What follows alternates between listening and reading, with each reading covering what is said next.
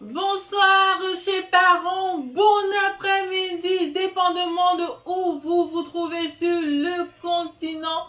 Alors, sur les continents en tout cas, merci d'être des nôtres ce soir ou cet après-midi. J'espère que vous allez bien. Nous allons bien. Quand je dis nous, Mama Edith et moi, c'est avec qui nous présentons souvent cette émission. Aujourd'hui, je suis seule tout simplement parce que nous n'avons pas pu nous rencontrer pour des raisons académiques. C'est beaucoup serré de notre côté parce que nous sommes dans les fins de session et voilà, on n'a pas surtout beaucoup de temps. Alors aujourd'hui, peu importe ce qui se passe, par la grâce de Dieu, au moins il y a une personne qui est disponible et nous le rendons gloire et on le remercie. Aujourd'hui, nous allons parler d'une question qui nous vient à l'esprit, surtout quand on a des enfants déjà avant ou bien après ou pendant l'adolescence. Ce sont des questions qui nous viennent souvent à l'esprit. Mon enfant est-il croyant ou pas? Voilà. Tout parent aimerait avoir un enfant croyant et c'est une question très délicate que nous allons aborder aujourd'hui. Vous me permettez de baisser le volume. Voilà, c'est une question que nous allons aborder. C'est une question vraiment très délicate. Parce que si elle est maltraitée, si on ne la conçoit pas bien ou si on s'hasarde à aller à avancer avec nos propres pensées, notre propre intelligence, nous pouvons tomber dans un piège irréparable parce que nous avons formé un incrédule à la maison. Pour ce, nous allons nous inspirer de Matthieu 13, des paraboles de Matthieu 13. Vous savez, Matthieu 13 a beaucoup de paraboles qui tournent autour de la semence. La parole de Dieu qui est une sémence que nous sémons à nos enfants, le sémeur qui est le Seigneur, il nous utilise aussi comme ses ouvriers, comme on le peut voir dans ses paroles, pour s'aimer sa parole dans le cœur de nos enfants. Alors, comme parent, je dois me rassurer que je ne pousse pas mon enfant un peu à bout pour le transformer en un soi-disant chrétien qui ne l'est pas, parce que je veux à tout prix que mon enfant est croyant. Les croyants sont souvent sous beaucoup de pression qu'ils se mettent eux-mêmes. Ils ont vu l'enfant d'un frère qui a même âge que leur enfant, qui a cru. Du coup, ils veulent avoir leur enfant croyant. Parce que vous savez, dans la chrétienté, lorsqu'on appelle un enfant croyant, c'est un peu comme une petite honte. Et on ne veut pas supporter cela. Alors moi, en tant que monitrice et en tant que maman, mieux, je préfère avoir un enfant que je sais que c'est un incrédule, que de croire que mon enfant est croyant alors qu'il ne l'est pas. Parce que l'enjeu, c'est l'enfer. Si l'enfant va en enfer, je suis pédante.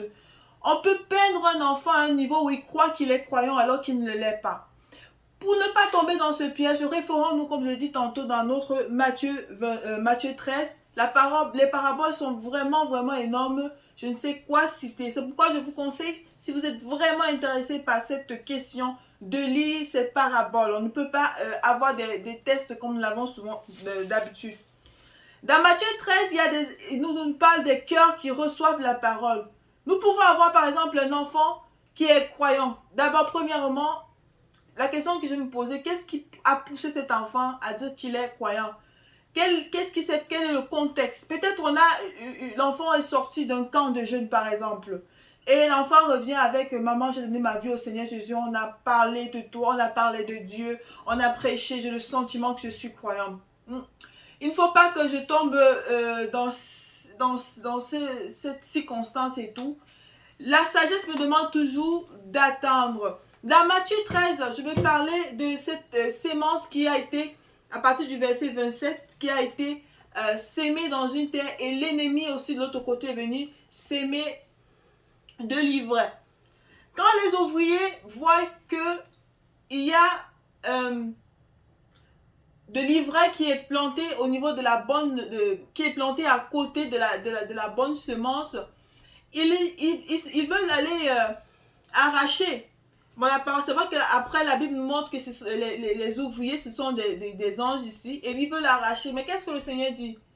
Laissez-les croître. Il faut en fait que ça grandisse, que les enfants grandissent.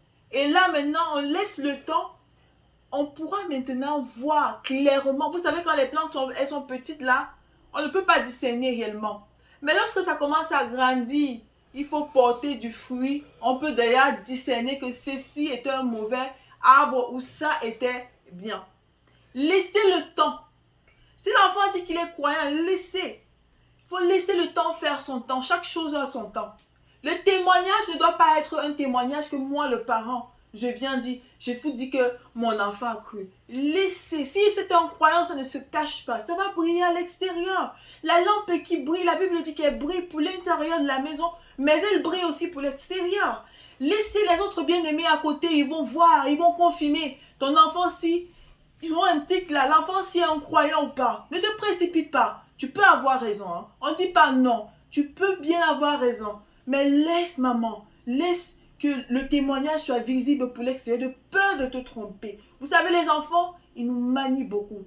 Tout cela, ça demande le discernement et ma communion avec le Seigneur. Il faudrait que je demande au Seigneur, Seigneur, montre-moi l'état de cet enfant. Surtout quand il y a cette petite question qui vient moi dans mon cœur pour me dire, parce que convaincre quelqu'un qui n'a pas cru, alors que cette personne croit qu'il a cru, c'est plus difficile que de convaincre celui qui est clair, c'est clair pour lui qui n'est pas un croyant. Soyons prudents avec cette question cruciale qui viendra forcément en tant que parent parce que tout le monde veut un enfant qui grandit dans la foi. Alors certainement on reviendra encore peut-être sur ce sujet si le Seigneur le veut parce que c'est un sujet très très vaste.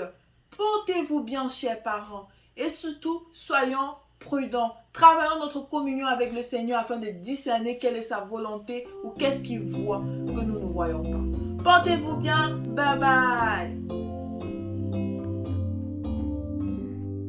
Enseigne à l'enfant la voie qu'il